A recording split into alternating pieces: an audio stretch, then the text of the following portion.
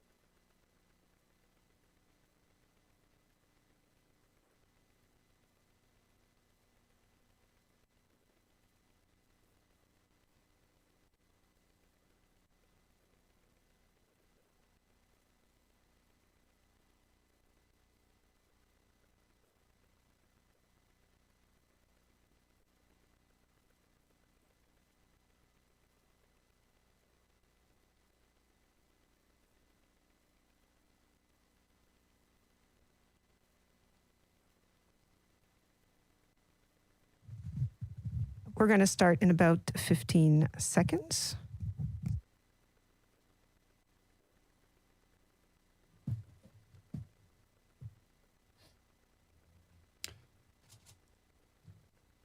Okay, thank you for joining us today. My name is Derek Sloan, Member of Parliament for Hastings, Lennox and Addington. I'm here today on behalf of the End the Lockdowns Caucus. The End the Lockdowns Caucus is a interparliamentarian, interjurisdictional caucus with over 60 elected members from the federal, provincial, and municipal levels of government. We have party leaders as well who have joined together from over 7 provinces to say that the use of the lockdowns as experienced in this country have been disproportionate to protecting us from COVID in relation to the harms that they have caused.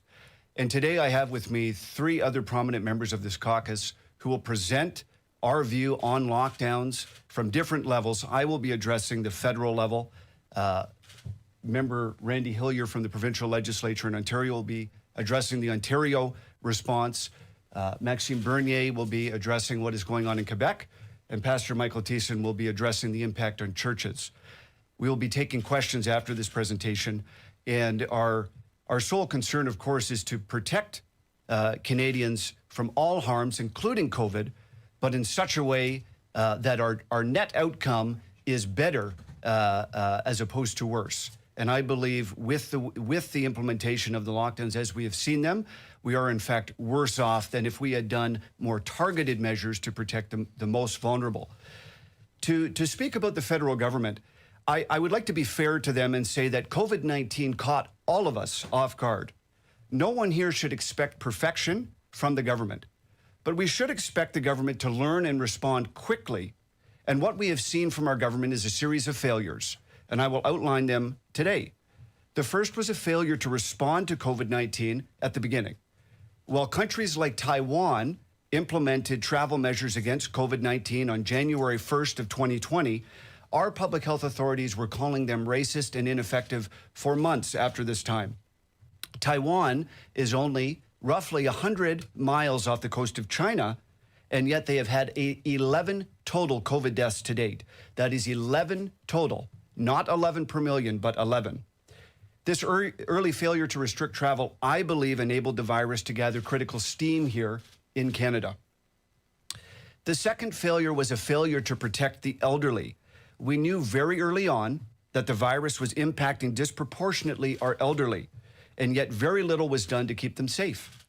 It is true that the regulation of nursing homes and healthcare is a provincial matter, and there were failures at that level, but the federal government was not sounding the alarm on this when early data showed that seniors were disproportionately affected. The third failure was a failure to engage in experimental and prophylactic usage of promising drug and vitamin treatments. I will use ivermectin and vitamin D as examples, but there are others. The studies on the correlation between high vitamin D levels and positive outcomes with COVID have been impervious. The Karolinska Institute just published a comprehensive synthesis in the journal Lancet Diabetes and Endocrinology on how vitamin D offers a great degree of protection against all respiratory viruses. Note, I'm not saying cure, but we're talking about what can we do statistically to enable our population to get through COVID with better outcomes. Recently, the World Health Organization updated its guide on therapeutics and COVID-19. Under ivermectin, the meta-analysis shows an 81% drop in mortality among those who used ivermectin as opposed to standard care. It also shows a 64% decrease in hospitalization. Nonetheless, the World Health Organization refuses to endorse it because it claims the confidence level is low. It is shocking to me that these global elites would continue to treat this long-used drug as experimental while treating novel vaccines that were only studied by the companies creating them as ironclad. And we are seeing issues with some of these vaccines right now. We should be proactively trying new treatments as every day counts in this fight. I have seen nothing to indicate proactivity on studying or using these promising treatments. If we are going to force even our 2-year-olds to wear masks, then the least we can do is recommend prophylactic vitamin D usage. The fourth failure was a failure of the federal government to give any useful information on COVID-19. Yes, they told us we were all in this together and other series of platitudes. And yes, they gave us case numbers and death counts. However, they did nothing to quell the fear that's so rampant in our society. This virus is far more dangerous for some people than others. We know through Statistics Canada that 95% approximately of fatalities in Canada due to COVID have been the elderly. Children 19 and under have, rounded to the nearest 0.1%, and I got this data this morning, 0.0% chance of dying from COVID. That data is accurate as of April 9th from Government of Canada sources. There have been 7 total deaths of those aged 0 to 19. We have lost far more kids to suicide than this. Every death is a tragedy. But remember, if we're creating more deaths than those we're preventing, that is a greater tragedy. In 2019, 20 kids, 3 times as many, died from the flu and pneumonia. Why are we keeping kids home from school? These facts in and of itself should keep our kids from being scared to death of this virus. The fear and anxiety from this pandemic have increased anxiety and fear significantly. McMaster reports that children in hospital for treatment after a suicide attempt have tripled over a 4-month period. This was the CBC I read the other day. The odds of the young and healthy dying from COVID-19 are exceptionally low. We should not be scaring them to death. The government could very easily, the federal government could very easily have calmed the nation with a serious and dispassionate look at the data. The final failure was turning on an endless monetary spigot that enticed all the provinces to engage in endless blanket lockdowns that quarantined the healthy and the sick alike. There is no need for blanket lockdowns. Targeted measures to help the most vulnerable would have saved tens of thousands of our seniors. The prophylactic use of vitamin D and ivermectin, amongst other drugs, would very likely have saved many lives. Instead, the government paid for and encouraged these lockdowns with no end in sight. This has been a catastrophic failure, and we need to open Canada up slowly but safely with respect for the vulnerable and working feverishly to examine these promising treatments. The government could do it now, but they are lulled into a false sense of security that is bankrupting our country day by day. Even American liberal media is calling out this government's failures, and we're not seeing the same level of criticism here. Lockdowns have costs. We're seeing it in a rapid rise of eating disorders, mental health conditions, addictions, bankruptcies, and more. The federal government has failed to act quickly and wisely with respect to this virus and continues to make these mistakes over a year into the pandemic. All I'm asking is for the sanity to begin and to start now. Thank you so much.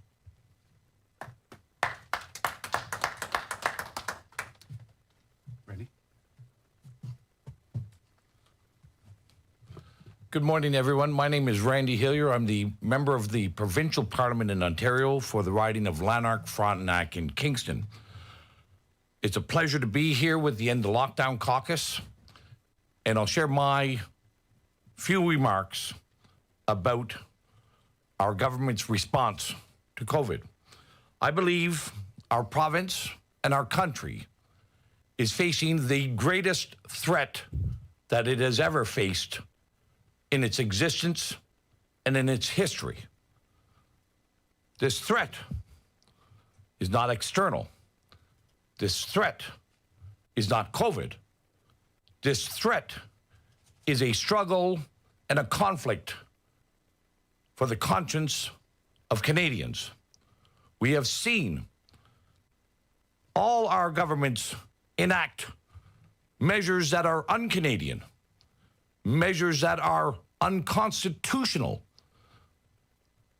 measures that are political, under the pretext of a health crisis.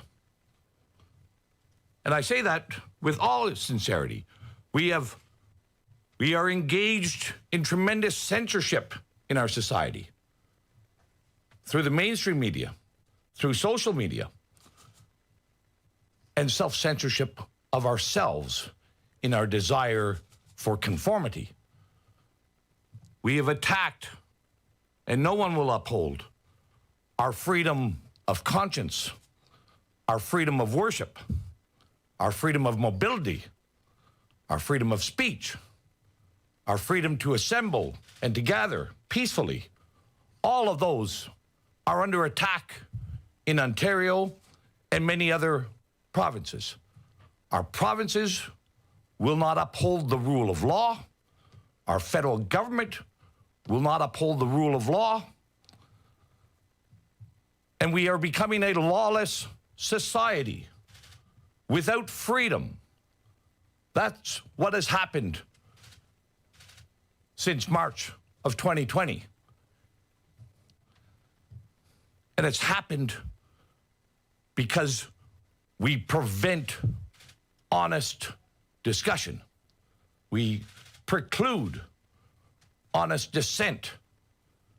People are ridiculed and scorned for speaking of evidence and data that contradicts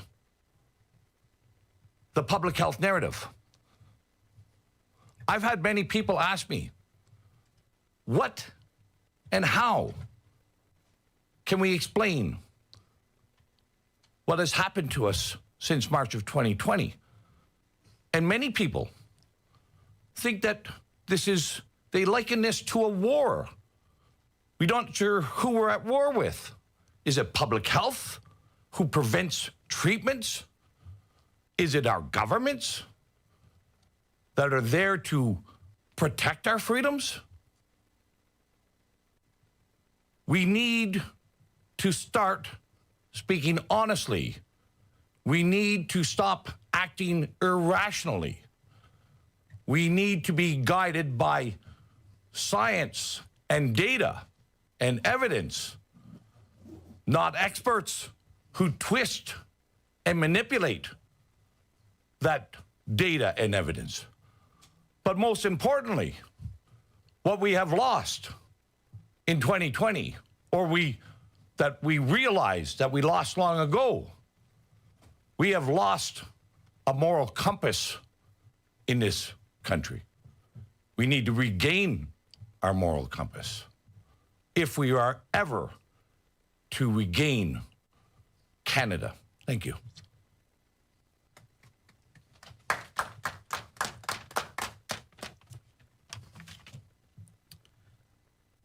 Good morning. My name is Michael Thiessen. I'm the campaign manager for Liberty Coalition Canada. One of the things that we need to realize in the middle of this crisis is that science is not a moral authority. Most people today are saying to me, follow the science, trust the science to get us through this. The science says this for today. But science in and of itself has no moral ability. Scientific discovery is a wonderful thing that uses observation and theory to innovate in the physical world. But the directional use of science must be guided by another discipline. Science, in and of itself, is not a moral authority. Scientific innovation can be a helping hand, or it can be a striking fist. For the past 13 months, Canada has egregiously ignored the rule of law. We have become, as Mr. Hillier has just said, a lawless nation that has all but thrown out constitutional law. And even at times, with the entrance of police onto church property and shutting down different businesses and churches, we have thrown out criminal law. And we have been constantly fixated on science. I love science. I have 2 children who have had significant health challenges, and I greatly appreciate our health professionals. But historically in this country, we received our constitutional and criminal code from the long history of the Western world. The 10 Commandments, the moral law of God, have provided the foundational principles for life, liberty, and justice. The moral law was designed to prevent and restrain evildoers, and at the same time to provoke each person to acknowledge sin, blindness of our own behaviors, and the validity of judgment upon ourselves. God has given us consciences in order to reveal our behaviors. These eternal principles have been applied in and codified for specific situations in Hebraic, Roman, British, and Canadian law. But now we have traded the 10 commandments of eternal principles for 10,000 COVIDian commandments. Even though the Royal Coat of Arms of Canada invokes the dominion of the Lord Jesus Christ over the land when it quotes Psalm 72:8 in Latin, he shall have dominion also from sea to sea and from the river unto the ends of the earth. And the supremacy of God over the dominion of Canada is clearly acknowledged in the preamble of the Canadian Charter of Rights and Freedoms, whereas Canada is founded upon principles and recognizes the supremacy of God and the rule of law. Even though these things are acknowledged, our nation continues to trade wisdom as positivized historically in our law for a panicked secular response. Never before in our lifetime do we feel so trapped, like permanently living on the schoolyard where the bigger and smarter kids are teamed up and telling the rest of the kids to stay on the fringe and dig dirt in the corners. The Liberty Coalition of Canada is a national network of clergymen, elected officials such as these marvelous men, small business owners, professionals, legal experts, and other concerned citizens aligned together to produce a change in the current situation for the good of all Canadians. We are currently involved with 5 initiatives, all of which are designed to restore the rule of law and the joy of liberty in this nation.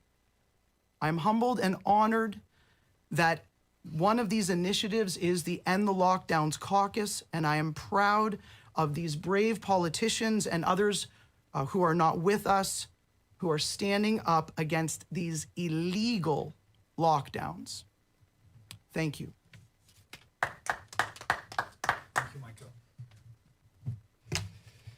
Bonjour tout le monde, ça me fait plaisir d'être ici aujourd'hui avec mes collègues qui font partie, tout comme moi, du Caucus national non partisan pour mettre fin à ces confinements draconiens et inconstitutionnels et illégaux.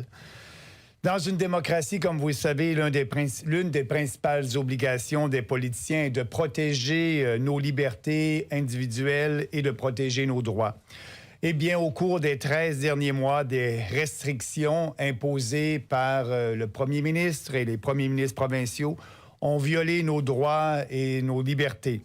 Nous vivons avec des confinements et des restrictions qui dictent tous les aspects de notre vie depuis plus d'1 an. C'était censé être une mesure qui allait seulement durer 2 semaines pour aplatir la courbe. Mais jamais, dans l'histoire de l'humanité, un pays n'a confiné toute sa population pour lutter contre un virus. Cette expérience est une ratée, et ça, je ne suis pas le seul à le dire. Nous devons réouvrir notre économie, sachant que le taux de survie pour les Canadiens de moins de 70 ans est de 99,95 % parmi les personnes infectées par le virus. Et les Canadiens de moins de 30 ans sont plus susceptibles de mourir de la grippe saisonnière que de la COVID. Les gouvernements et les médias, oui, les médias, alimentent la peur et l'hystérie du public à propos de la COVID, en faisant taire les opinions contraires et expertises contradictoires. J'espère que je me trompe aujourd'hui et que les opinions de mes collègues vont être entendues par nos citoyens canadiens. L'hystérie COVID doit prendre fin. Le gros bon sens doit prévaloir. M. Trudeau a déclaré que les vaccins n'étaient pas suffisants pour mettre fin aux masques obligatoires et aux restrictions de distanciation sociale. Pour M. Trudeau, cette fausse crise dure longtemps et plus elle dure longtemps, plus il peut dépenser d'argent et plus il peut acheter des votes. Les confinements et les mesures drastiques ont des effets désastreux. Mes collègues en ont parlé. Nous avons des gens qui meurent suite à des opérations annulées, des décès par surdose de drogue, des dépressions, des suicides, des entreprises qui font faillite. Le remède est maintenant pire que la maladie. Les provinces ont pris ces mesures autoritaires encouragées par le fédéral dans son rôle de coordination en santé publique. Le Parti populaire du Canada cessera d'encourager les provinces à imposer des confinements à leurs concitoyens en ne finançant pas les coûts économiques de ces confinements inutiles et dévastateurs. Les politiciens de l'establishment veulent imposer aujourd'hui un passeport vaccinal. Ils veulent nous diviser en 2 catégories de citoyens, les personnes vaccinées et les personnes non vaccinées. Les Canadiens vaccinés auront des privilèges par rapport aux non-vaccinés. Les personnes non vaccinées ne pourront pas voyager, pas aller à un match de hockey, à un concert rock. Ils ne pourront pas participer pleinement à la société civile. Je ne veux pas d'une société où l'on doit montrer ses papiers pour participer à la vie en société. Le Parti populaire du Canada est le seul parti politique national qui se bat ouvertement pour mettre fin à ces confinements autoritaires et contre tout passeport vaccinal. Et lors de la prochaine élection générale, les Canadiens auront un choix clair entre tous les partis de l'establishment, les libéraux, les conservateurs, les néo-démocrates, les Verts et le Bloc québécois, qui soutiennent et défendent ces mesures draconiennes et inconstitutionnelles, et nous, au PPC, qui allons toujours nous battre pour préserver nos libertés. Nous devons travailler ensemble et nous dresser contre la tyrannie qui nous empêche d'être forts et libres. In a democracy, one of the chief obligations of politicians is to protect our individual liberty and our personal rights. In the last 13 months of restrictions, the Prime Minister and provincial premiers have violated our rights and freedoms. We have been living with lockdowns and restrictions that have dictated every aspect of our lives for over a year. It was supposed to be a 2-week measure to flatten the curve. Never in the history of mankind has a country locked up its entire population to stop a virus. It is a failed experiment, and Canadians are paying the price. We must reopen our economy, knowing that Canadians under the age of 70 have a 99.95% survival rate among those infected with the virus. Canadians under 30 are more likely to die from the seasonal flu than from COVID-19. Governments and media are stoking public fear about COVID by silencing conflicting opinions and expertise. Doctors, nurses from across the country have proven that lockdowns are an ineffective measure. But the historical narrative is pushed above rational debate. This COVID hysteria must end. Common sense and scientific debate must prevail. Mr. Trudeau said vaccines were not enough to end mask warrants and social distancing restriction. The longer this fall crisis lasts for Trudeau, the more money he can spend without restriction and the more votes he can buy. We must open the economy and lock down Mr. Trudeau's spending. Because of these lockdowns and drastic measures, Canadians are dying from cancelled surgeries, operations, drug overdose, and suicide. Rates of depression have risen dramatically across the country, and our children have suffered immensely. The cure is worse than the disease. However, Trudeau and the federal government are not the only ones to blame. The provincial governments are responsible for the destruction of our economy and our society as well. A PPC government will not stand for this. The People's Party will encourage provinces to end their lockdowns by ending all financials of economic costs in relation to these ineffective lockdowns. Recently, we've read in the news that establishment politicians want to impose a vaccine passport. They want to divide us in 2 categories of citizens, vaccinated ones and unvaccinated people. Vaccinated Canadians will have privileges over unvaccinated. Unvaccinated people won't be able to travel, go to a hockey game, or to a rock concert. They will not be able to participate fully in civil society unless they obey to the tyrannical dictates of the establishment. I don't want a show me your papers society. We will never accept it. It's not the Canadian way. The People's Party of Canada is the only national political party fighting openly to end these authoritarian lockdowns and fighting against the imposition of vaccine passports. In the next general election, Canadians will have a clear choice between all the establishment parties, Liberal, Conservative, New Democrat, Green, and the Bloc Québécois, who support and defend these draconian measures, and the PPC, which will always defend our freedoms. I call upon Canadians today who have a fire in their hearts and want to see our country succeed.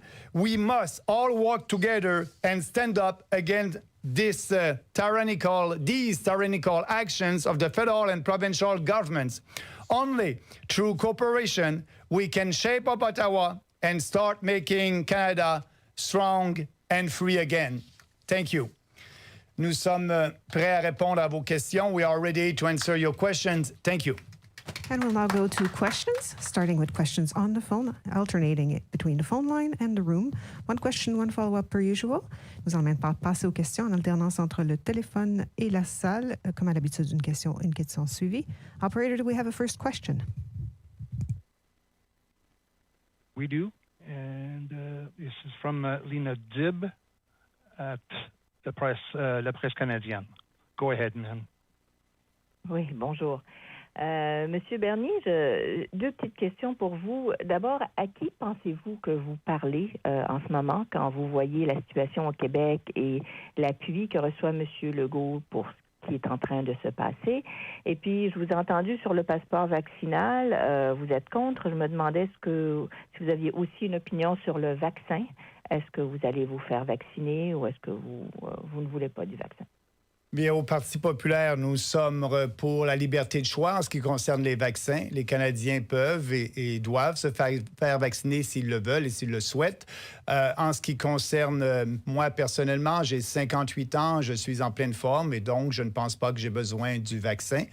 Mais comme j'ai dit lors de la présentation, je suis contre l'imposition de passeport vaccinal aux Canadiens pour voyager ou faire des activités. Ça va créer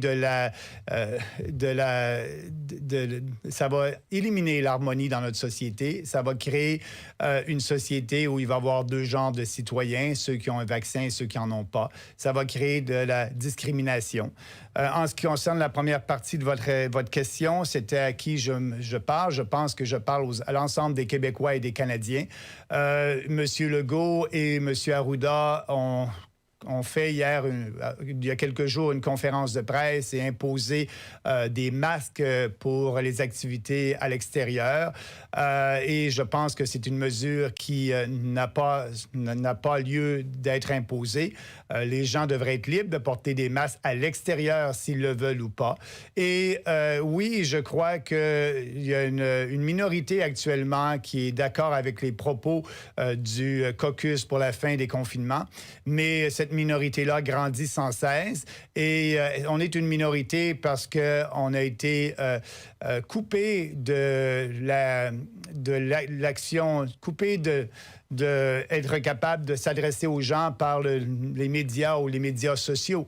Et c'est ce que je dis. Il y a eu une censure qui s'est effectuée et les gens n'ont pas eu l'occasion d'entendre un autre point de vue que le point de vue gouvernemental et le point de vue officiel. Et c'est ce que je déplore. Donc, je fais actuellement une tournée à travers le Canada pour justement sensibiliser les Canadiens sur l'autre point de vue et demander aux Canadiens qu'ils se lèvent debout pour défendre leur liberté parce que ce qui se passe au pays actuellement, c'est inconstitutionnel et on doit se défendre pour préserver notre liberté ici au Canada en 2021. C'est triste à dire, mais c'est la réalité. Quand vous dites qu'il y a de la censure, je m'excuse, je m'entends un peu en écho. Quand vous dites qu'il y a de la censure dans les médias sociaux, j'aimerais que vous m'expliquiez comment est-ce quelqu'un vous aurait empêché de propager votre discours sur vos comptes de médias sociaux. Je ne vois pas trop. Et puis, quand vous me dites que vous êtes en bonne santé, vous n'avez pas besoin de vaccin, je me demandais qu'est-ce que vous pensez de l'idée que la vaccination, c'est un effort collectif, qu'on se vaccine pas juste pour soi, mais aussi pour éviter de propager une maladie qui pourrait rendre quelqu'un d'autre malade ou même tuer quelqu'un. Bien, en ce qui concerne les vaccins, comme vous savez, je ne suis pas contre les vaccins. J'ai eu plusieurs vaccins. J'ai été ministre des Affaires étrangères. J'ai eu à voyager. J'ai eu des vaccins. Mais pour ce qui est du vaccin de la COVID, comme je l'ai dit, je ne pense pas de le prendre. Et je pense que j'assume mes responsabilités. On va avoir une immunité collective qui s'en vient ici au pays grâce aux gens qui se font vacciner et aussi aux gens qui ont eu la COVID et qui ont développé des anticorps. Donc, ces deux phénomènes ensemble font en sorte qu'on va avoir une façon de pouvoir, le plus rapidement possible, arrêter ces mesures draconiennes et c'est ce que je souhaite. En ce qui concerne la censure, oui, vous avez raison de dire que je n'ai pas été censuré personnellement sur les médias sociaux, mais on regarde juste qu'est-ce qui s'est passé pour le gouverneur de la Floride, par exemple. Il a fait une conférence de presse avec 3 experts médicaux et YouTube a censuré cette conférence de presse-là. On s'aperçoit qu'il y a de la censure sur les médias sociaux et c'est ce qu'il faut contrer. We'll now take a question from the room. Louis?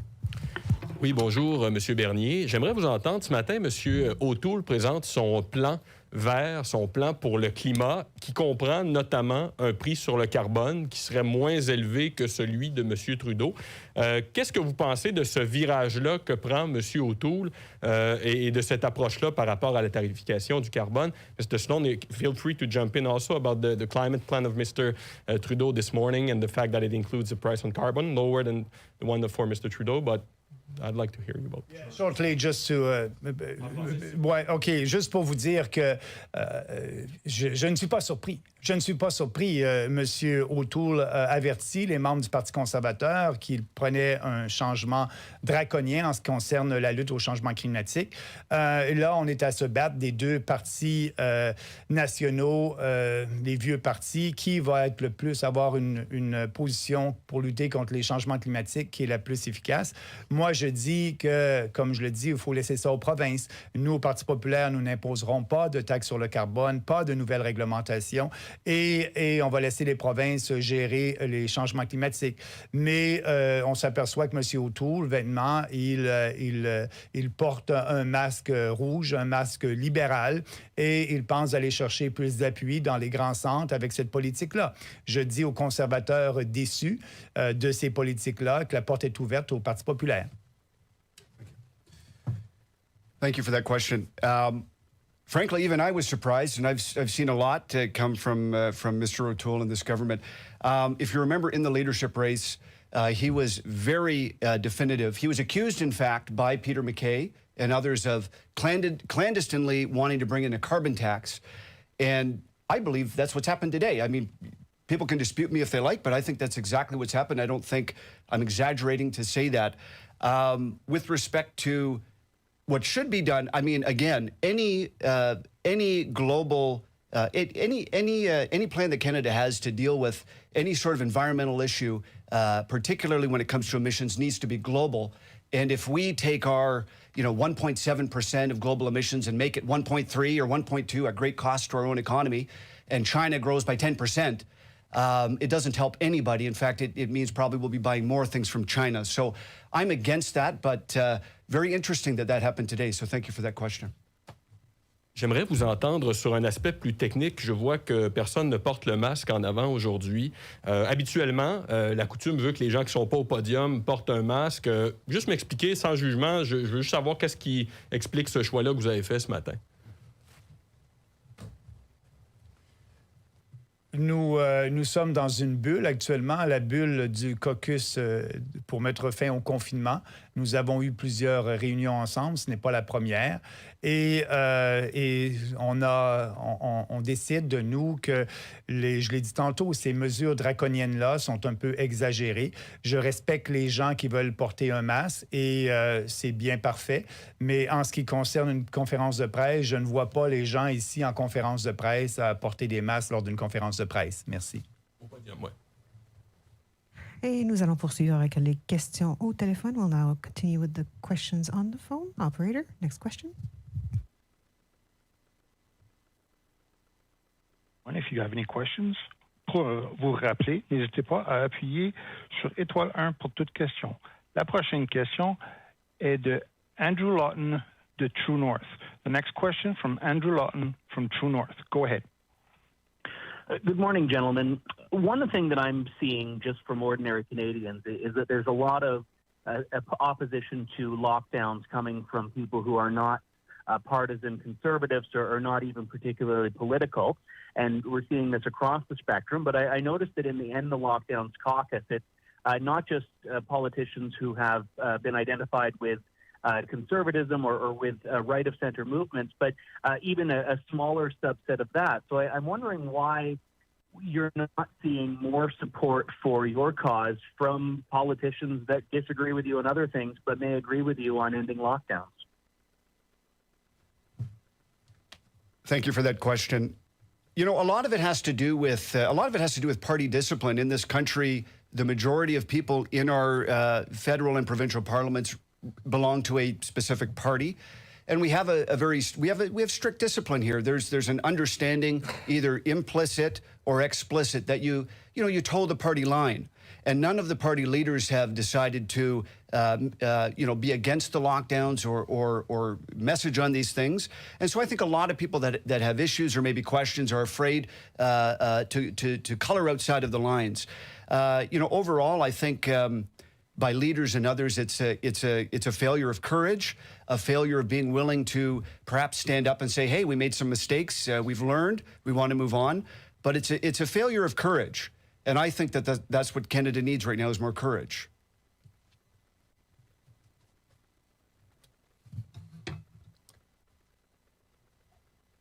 Thank you, Andrew. It's Randy Hillier. Hey, Randy. I think what Derek gave a good encapsulation there. I'll just maybe flesh that out a tiny bit. The problems that we're facing in our society of the need to conform within society, our political environment is much the same, but in a smaller microcosm of the distortions and the perversions. That's what's happening. And people in elected office, especially at the federal and the provincial level, many of them understand that their path to re-election is only through a registered political party, and they will not jeopardize their path to re-election, even if it means forsaking their children's and their grandchildren's future. They are going along, many of them, knowing that what we're doing is wrong and casts a significant darkness for our future. The same thing happens, although not quite as clearly identified at the municipal level, but we've seen what has happened with members of the End the Lockdown Caucus at the municipal level who have joined. Stephen Van Leeuwen was ostracized and attempted to be and faced much scorn for joining the End the Lockdown Caucus. He was removed from the position as deputy mayor. We've seen others, Mayor David Blisma from West Lincoln was removed from the COVID Health Committee for joining the End the Lockdown Caucus. We see this everywhere. COVID is being used to beat people into submission and into conformity. That anybody knows, if you want to have honest, truthful, public discussion and discourse, you will pay a price.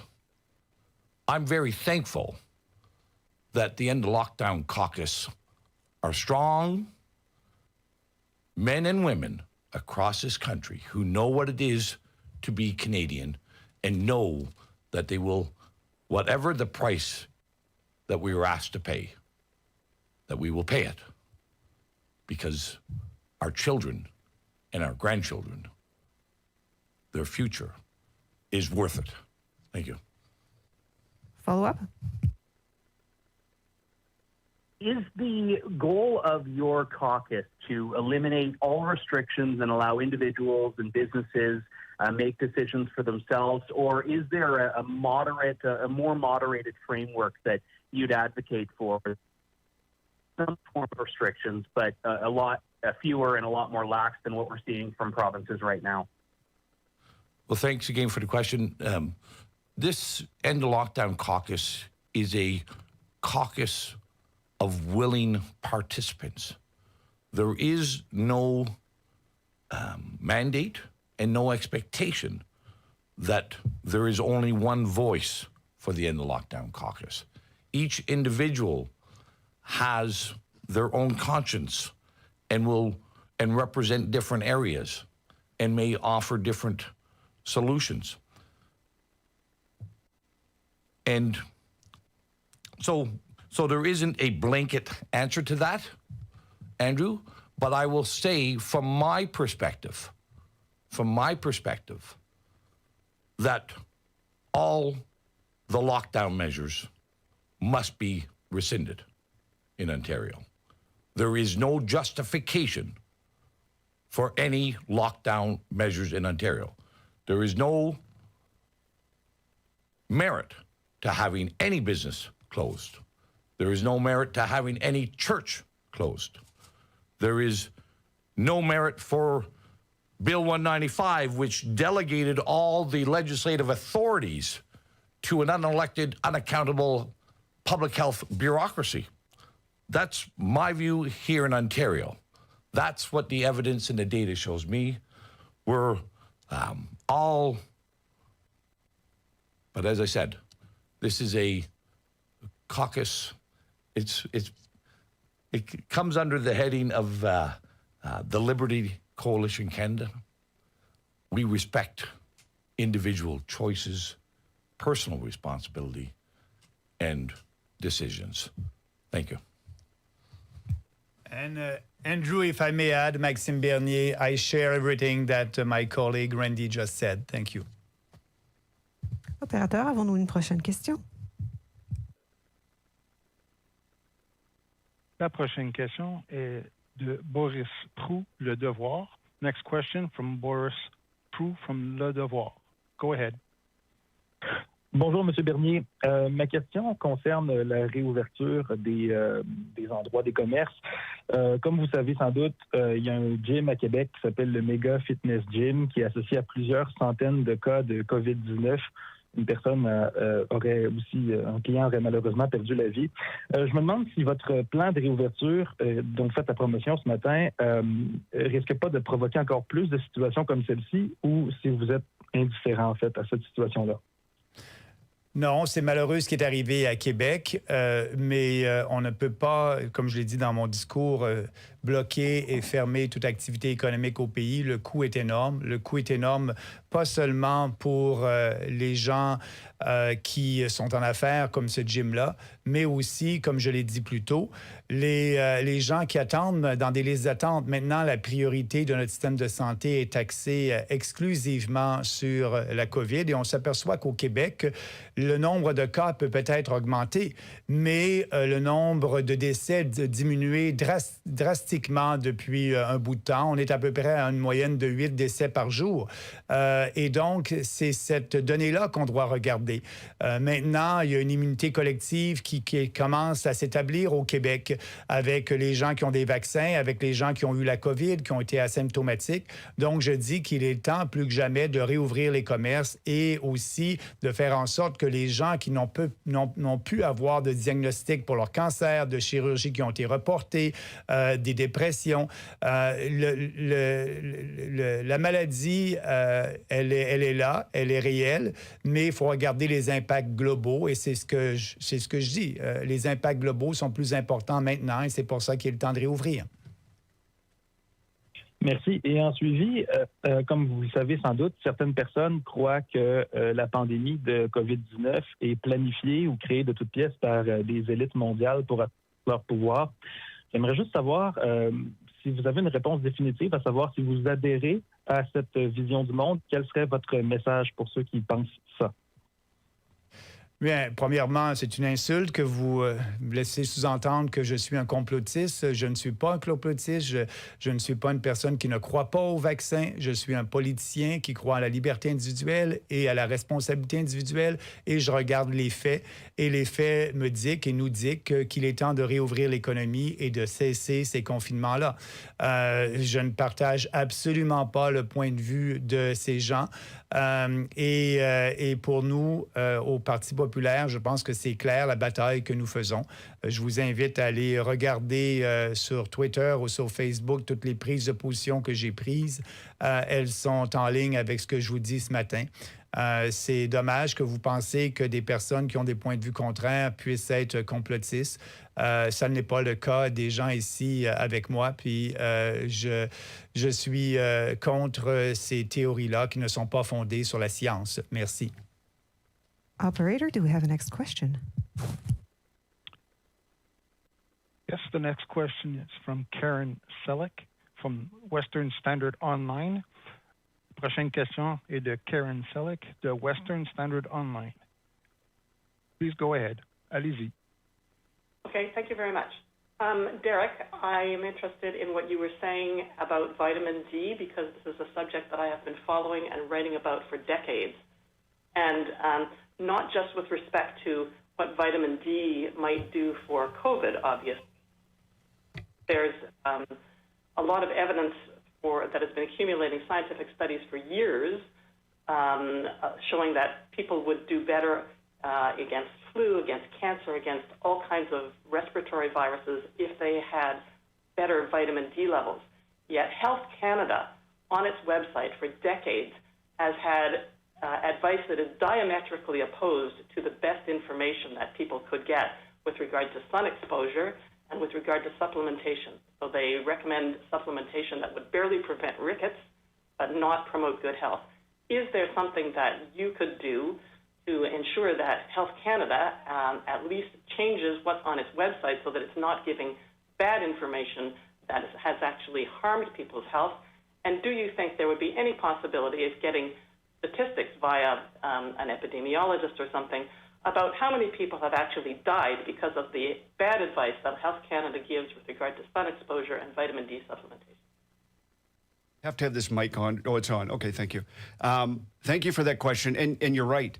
The science is clear that adequate vitamin D level and usage is protective, preventative, not an absolute cure, but preventive and protective against basically all respiratory illnesses, including COVID. The only way that Health Canada will change is either through is essentially if the government were to do that themselves. But I think from our level, we can spread the information. The science is clear. It is very apparent that all of us should be using vitamin D, should be using more than the recommended levels. You're right. The government or the Health Canada recommends a very small level. It's quite possible to take more than that without in any way harming your health. And I think we should all be doing that. It's something that they should have been recommending very early on, and we probably would have saved many lives had that been recommended.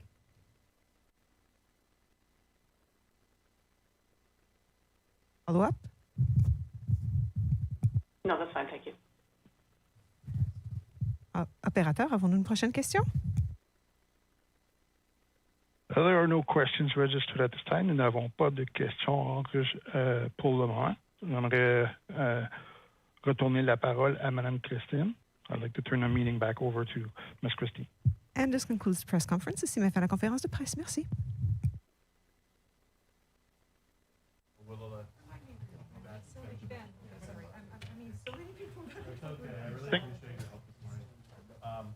So, gentlemen, if you just don't mind staying at the front of the room so we can allow.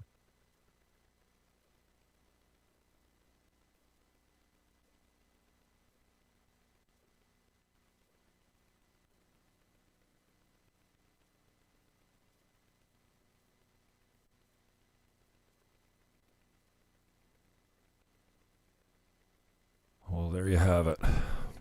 Wow. Well, there is hope for you, kids. Do not despair. There are men out there that actually will stand in the space. Oh, well, I guess I should turn this off. Hello. Hello. Will stand in a clearing, in a space of commitment to truth, to hold space for truth, and to get off this roller coaster ride of feelings over facts, scientific facts. I mean, it's astounding to me that we've gone so far away from science and so far into feelings of fear. And so I'm grateful for these men standing in that space and holding it open for truth to live and breathe, similar to my friends over at Chrome Artistic Barbering, Alicia and Dennis down at Evolution Spa, and anyone else that is peacefully defying these unenforceable mandates. They're not laws. Mandates. It's all we have. If you don't do it now, you will have nothing left to stand for. I'm not trying to promote fear. I'm just saying Your liberties are being amended and removed in shocking shockingly quick fashion, and no one seems to be worried about it. Thank God for some of the strong women that are standing against masking children. Men are cucking to the establishment and just getting on their knees for media and promoting more fear. A friend of mine that attends many protests. I'm not much of a protester or a marcher. I was involved in Saturdays because I was asked to MC, kind of like introduce the speakers, start the day off, and it's not, standing up in front of 1,500 people who have kind of spontaneously amassed with little regard for our expectations. What was happening wasn't prepared for that, but I'm happy to lend my voice to the cause. And all that you are remaining open, and all of you that are defying peacefully, all you that have ditched your masks, thank you. And what else is there? What is it? Chris, who's Chris in Toronto? Chris, what's his name? He's talking about like the protesting is not working. You need to form groups of activists that go out and actually break these mandates en masse, in group, maskless shopping. I don't know what it is, man, but I'm happy that these guys are around. And I said in a comment here, and we can get to some of yours if you like. I'm back at 3 p.m. with Sam Jones. He's the author of 5 Steps to Kill a Nation and the founder of Gatekeepers.com.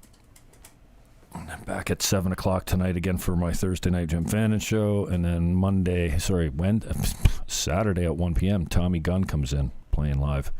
Check it out. So I'm happy to lend my voice to this cause. I want to give props, to all those businesses that are remaining open and all those people that have shifted your mindset to I will defy. Chris Sky, of course. All the props to Alicia and Dennis and every business and everyone that's standing up to government overreach, tyranny, and standing for freedom and liberties. Man, I'm learning how important they are, and more importantly than that, how I feel when they're taken from me. It's like I'm also learning how important good friends are and how to make it without them when they abandon you or worse, attack you. Many of you listening are in the same boat. I'm not special. I get it. But somehow my talking about it and bringing it up maybe is putting a new communication on your lips that's more effective with the people you love. I don't know. I pray for that. I'm learning how fragile mental health is. Not so much for myself, although I do see it in myself more now than ever, especially with the lockdown over the last year, and how being disconnected from your friends and family and hugs, connectedness, friendship. I'm going out of my way to meet strangers now because I'm grateful for any connection that I get in my life, and I will not question or waver on what are you doing here. I will not question. I'm just grateful for it. And guess what? I'm not the only one. People are thirsty for connectedness. Let's see if I can get this screen off here. Oh yeah, I don't want to use audio because then I have this habit of coming back and looking down and going, oh great, I just did a 40-minute segment with my mic turned off. I can hear it in my head, but sometimes I forget to turn it up so you can hear it. After I go listening to these dweebs, I forget to, because I get an echo if I don't cut my mic. Anyways, you don't care about that. I don't know if I can show this. Yeah, maybe. I'm gonna do it anyway. This is no lockdowns, Niagara. I guess there's some private information up there because this is a private group. There's pictures of people that are already belonging to it. It's not really big, so I'm not going to hover over it, but I would encourage you to head on over there. Here they are, just approaching 6,000 members in less than 2 weeks, basically.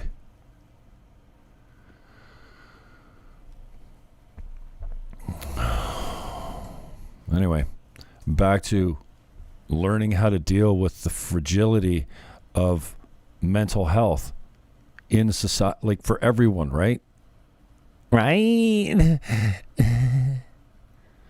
And, you know, I don't know, this is impacted in many ways, but I find myself giving myself permission to lose my freaking mind, because who keeps a straight mind in today's day and age if you're in tune with what's going on?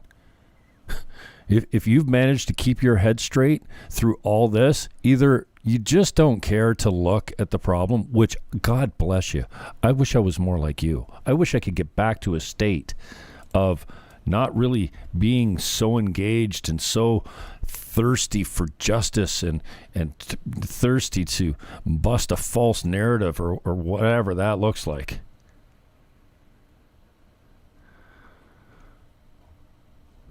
And just be oblivious. I wish I could go back to that, but it's too late for me. I'm too far gone. Trew.Tube is getting set up. Okay, I'm going to say this one more time. I don't march, I don't protest, but there I was on Saturday. This Saturday, I think, because I've got Tommy Gunn at 1 p.m., I don't feel like I'm going to race down to Niagara Falls. My back is hamburger. I'm not feeling well. So I think I'm just going to sit right here at this battle station that I've got.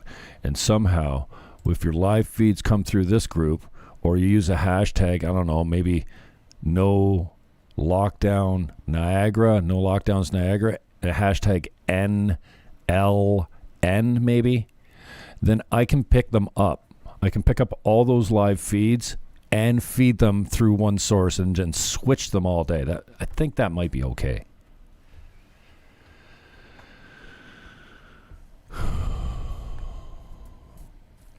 So live streaming your live feed all in one spot for, I don't know, for many hours, and then maybe I'll do like some conversations. I could take some interviews over top of it, because we're not going to want to listen to all the audio of it, but I can keep the video in the back just so you can kind of keep track. Maybe I'll cover some of the speeches, but that's what I'm committed to. What up, homie? What do you got for us? You know, this is nothing but fear. Here's Bell Media, CTV News. Bell Media is just propagating fear on the regular. Anyways, I'm not much of a protester. I'm not much of a marcher. I didn't march. I did MC kind of badly. Oh, well. You got to learn to read the crowd, man. I did not read that crowd well. It's too big. And I was unexpected. I was taken off guard, and then my mic was not effective at getting control of them. So I kind of pulled the eject. I pulled the ripcord pretty quickly. Sorry about that.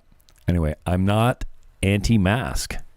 Just because I don't want to wear one and I think that you shouldn't mask children doesn't mean I think that, well, I do think that you shouldn't wear one, but I'm not anti-mask, all activist all over you.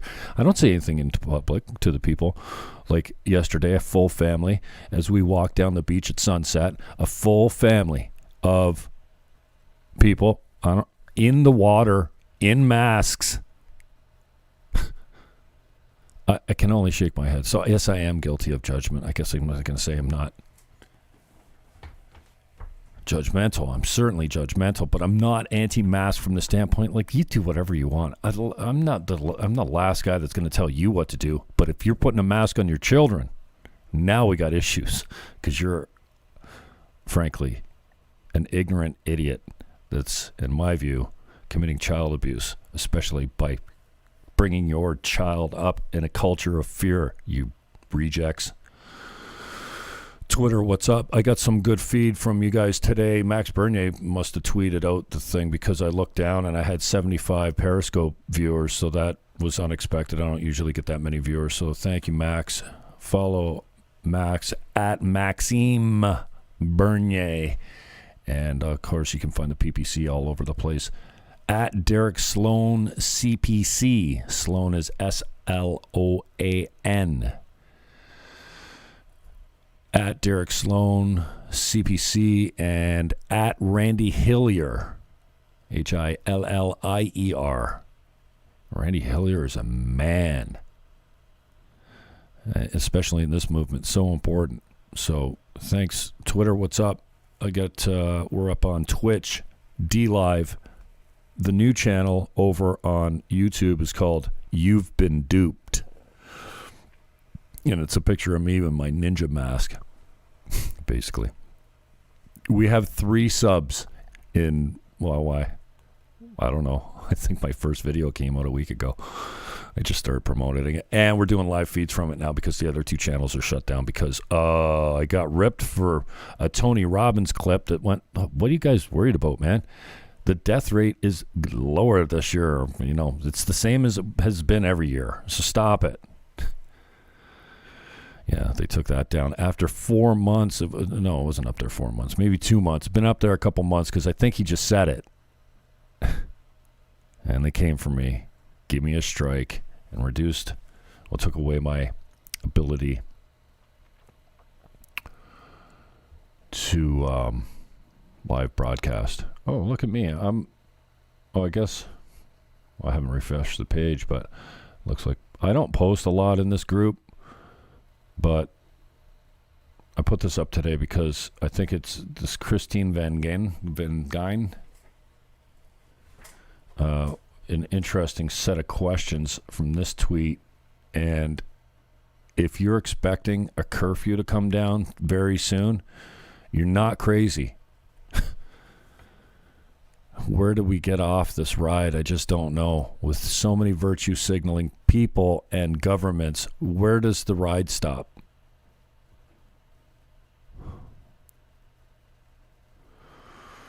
I don't like the government. I don't like the government telling me what to do. I'm not opposed to having laws, but they will not tell me whether I can see my dying parents or who I can have dinner with or who I can walk down the beach with. I'm just hoping.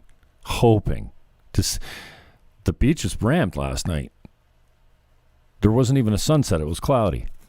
I mean, there was a sunset, but it wasn't visible.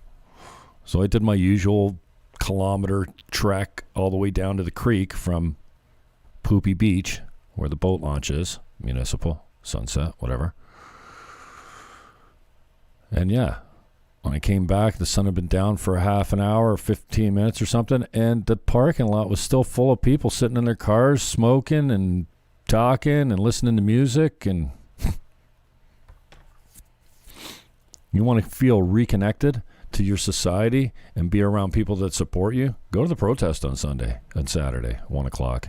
I think that they're at the old arena or something like that. Again, I'm not a protester. I barely promote them. But for your own mental health, if you want to get out of your little shell there and go feel connected to people that actually believe the same thing you do, like open up the economy, you dumbasses, I would recommend a little. Take the kids even. I mean, I don't know. You're not going to see too many masks in that crowd. And the bodies are not piling up in the streets yet from not wearing them. Funny.